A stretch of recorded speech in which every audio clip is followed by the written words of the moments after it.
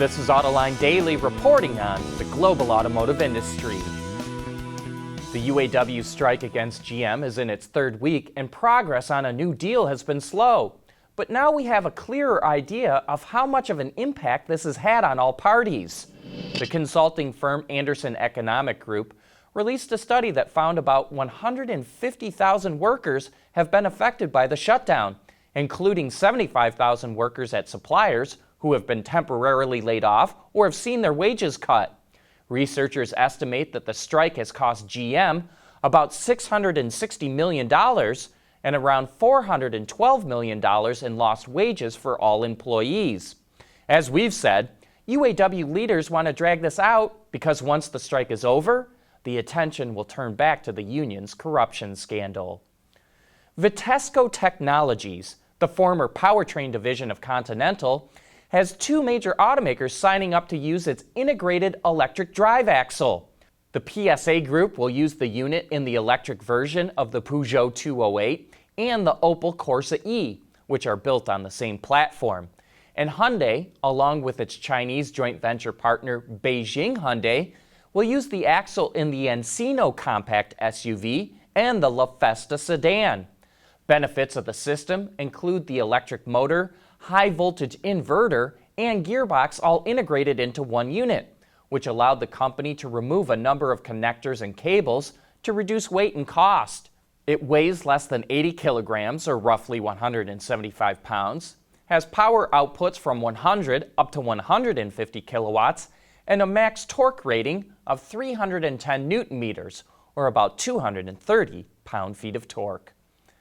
To help autonomous vehicles become a reality, a group of companies from the auto industry and tech world are partnering up to form the Autonomous Vehicle Computing Consortium.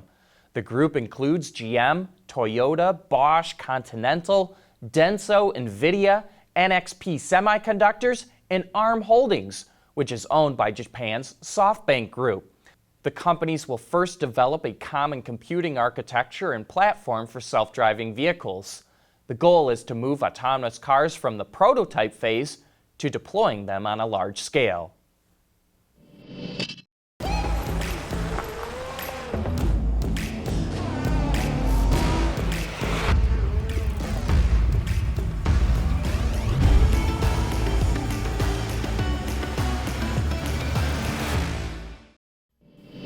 Last month we had a story about a company named Cree that's dropping $1 billion into silicon carbide microchips because it sees that market swelling to $9 billion by 2025. And with that kind of growth, it's no wonder we're seeing Bosch make a similar move. The supplier has developed its own silicon carbide chips that can increase the range of electrified vehicles by 6% compared to a vehicle that uses silicon chips. As we said before, big battery breakthroughs are hard to come by, but little developments like this can really add up over time. According to the United States Census Bureau, Americans are spending more and more time in their vehicles. The average one-way commute in 2018 was just over 27 minutes long, which is an increase of 2 minutes over the last 10 years. Another way to look at this is, the average person spent over 9 days driving in their car. So it's no wonder people are excited about self-driving cars. Just imagine what you could do with that time. And with a growing population, commute times aren't likely to shrink.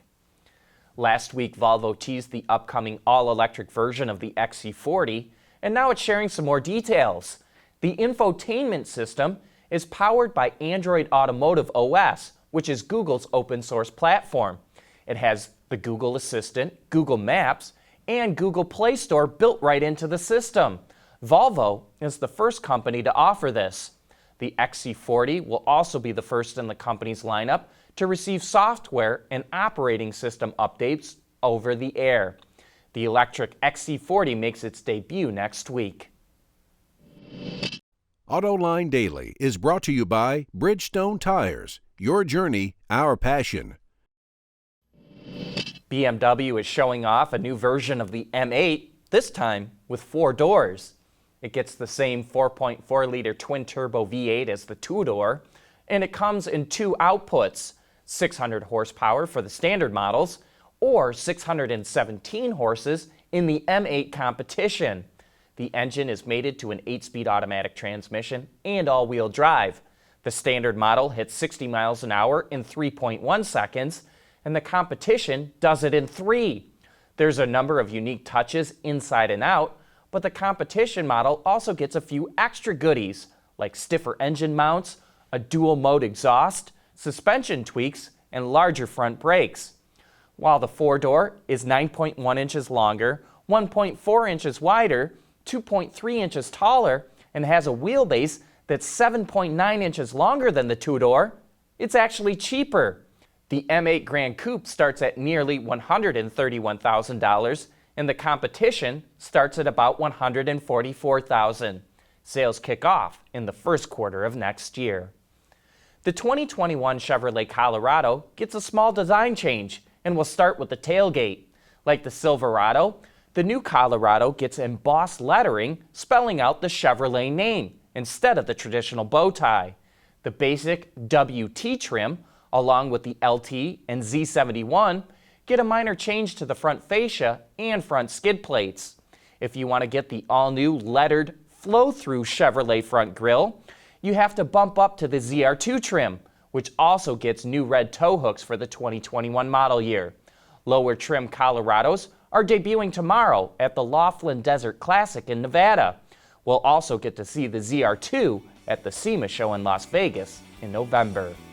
But that's it for today. Thanks for watching, and please join us again tomorrow.